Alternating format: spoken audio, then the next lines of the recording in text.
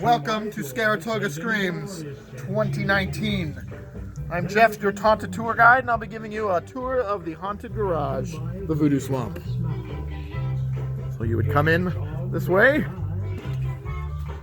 and I'll probably have to turn on a light so you can see what's going on. So let me come in here real quick, so we can see what we can see. So you would step into the swamp hut, which might show up. Oh, that doesn't show up in this light, but some of this does. Let me kick on a light here.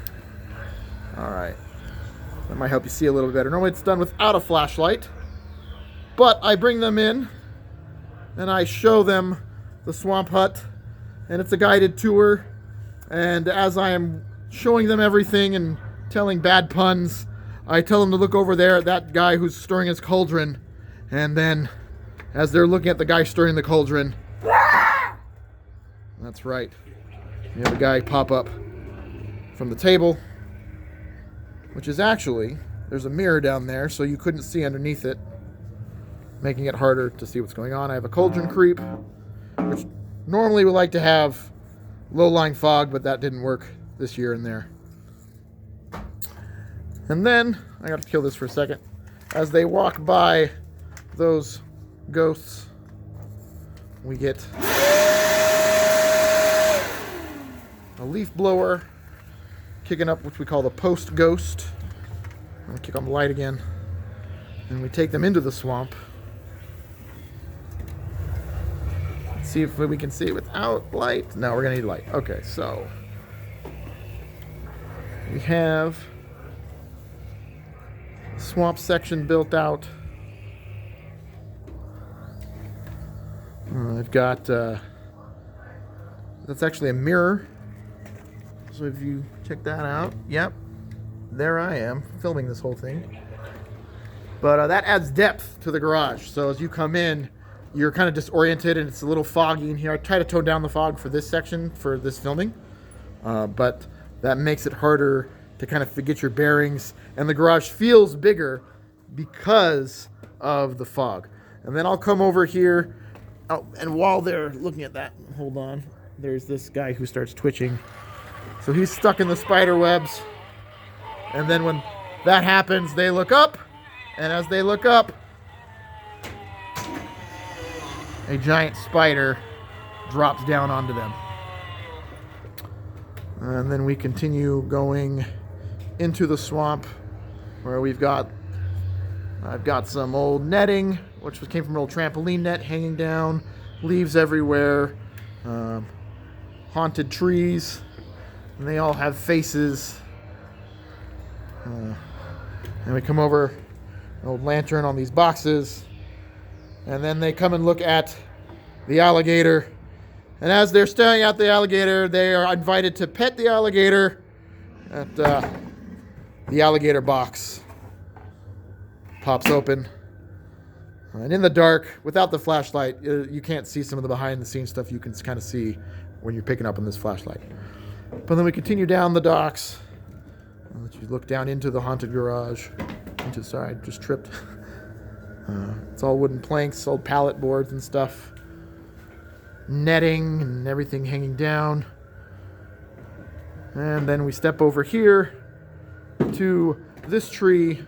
And on top of that tree is a snake. And as they're staring at that snake, you get a bunch of snakes. And those snakes all just drop right on them, and it's great. And there's a lot of bad puns that go on with these haunted garages. Things like, that was hysterical. And I've turned off the light. Just know that as they're walking up, the reason I turn off that light, is they're walking up these, they come by these lanterns here. Yes. We have a scare from underneath. So they can reach underneath and grab them. They can be right on top of them as that happens. And then the light kills. And they can't see them anymore. So we've stepped up onto... So let's see if we can see that.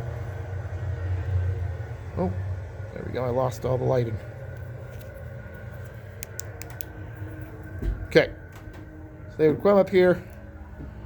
It's hard to film in the dark. I don't have a camera made for the dark. But then we come down, and oh, I'm really losing all my lighting now. I'm going to swap flashlights. Hold on 1 second. Sorry about this, YouTube land. Let's try this flashlight, see if it's better. Ah, that's super bright, but all right, we'll work with it. So they come down this way, and as they're walking down the steps, that guy's really hard to see, but I tell him to watch their step, and he flies out. And see, it's either all or nothing right now. So you see it's a garage, or you see it's dark, but in the dark it looks pretty impressive. And then we come over here, and so looking at this guy, there's a candy bowl, and they're invited to grab some candy, and when they do grab the candy, the hand gloves that look like tree gloves reach out and grab them, and as usual, like I said, when it's dark, you can't tell there's anything there, and so they're startled by that. And then as they walk down this way, we kick on a strobe light, which I will do right now. And sorry, it's hard to manage 3 things at once. Let's see if that'll work. It's not working. There we go. So they would then look up, but you can't see anything because it's super dark, so I'll have to kick on the flashlight again to show you that up there we had an up top scare with these long arms reaching down and a skull head. So, and that actually is the end of the Haunted Swamp tour for 2020. So if you want to kick on the lights now, I'll give you a behind the scenes walkthrough and hopefully have better steady hands. It's really hard to film and work a flashlight and a remote at the same time. So here's what we had going on. No. Okay, so they came in, and this door is actually like a trap door, and so that would bring him into the first entry, and then we could close it and open it, therefore creating that path. Coming in, it was a hut. Coming out, it was just a like a green. It's an old game board. We used to play tabletop gaming on it, so that's just an old game board that became the back of the swamp. So like I said, that is a mirror, and then the table just pops up, and we had to scare from underneath. So that was nice. People didn't expect that, especially because they could see underneath if they were looking, and you didn't know that there could be anything there. This is a leaf blower run on a remote. I use it pretty much every year. Super effective. And then see the lights on this way. Bunch of webbing and jute netting and tree root things, spider webs, mirrors. Like I said, I've tried to put mirrors. They're all closet door mirrors, kind of stacked up everywhere. The spider up top is just run on a hinge, and so just 2 pull strings. We're very primitive in some ways in this garage. I don't have a lot of high-tech stuff, so that effect is just run off a pull string, and it's gravity operated. These are trees I made a couple years ago, and they're all beat up and old.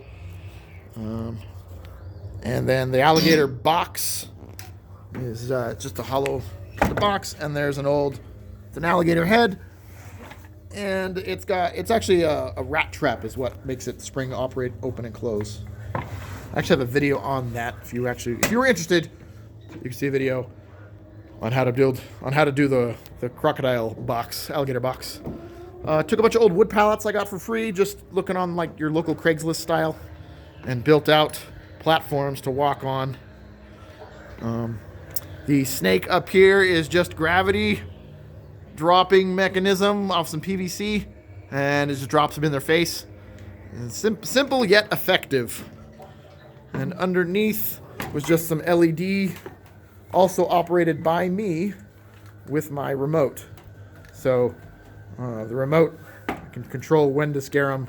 And my son there, 2nd year running this garage, he loves it. And he just waited there until the lights popped on and jumped up and scared him. The Banshee over there on the corner, that is a gravity operated effect. I do it a lot of years. A bat was one stunned last year. But if you look back here, oh, it's broken. Okay, so apparently it snapped. Well, that was a great time for it to snap.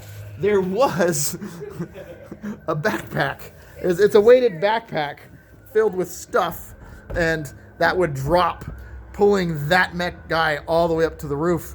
And it broke on the very last run through of the second night of operations. So that's like the perfect time. Makes takedown a lot easier.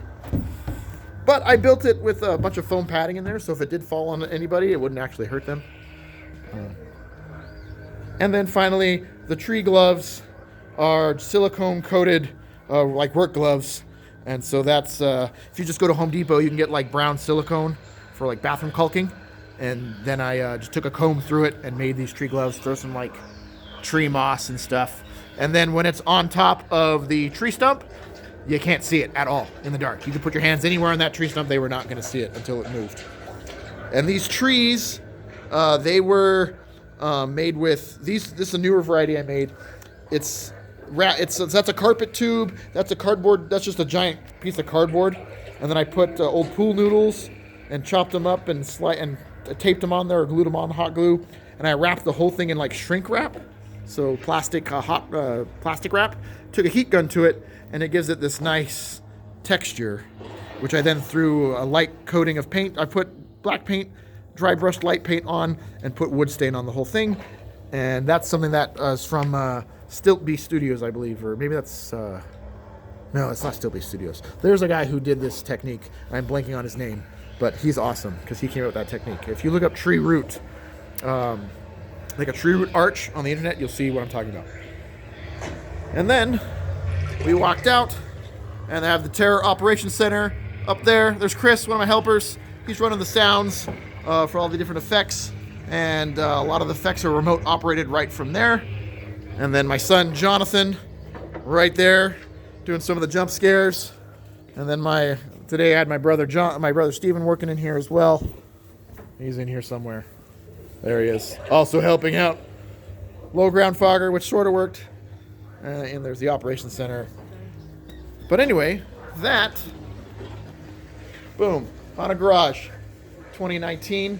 Thanks for watching. Hope you like what I do, my primitive haunt. And as always, happy haunting.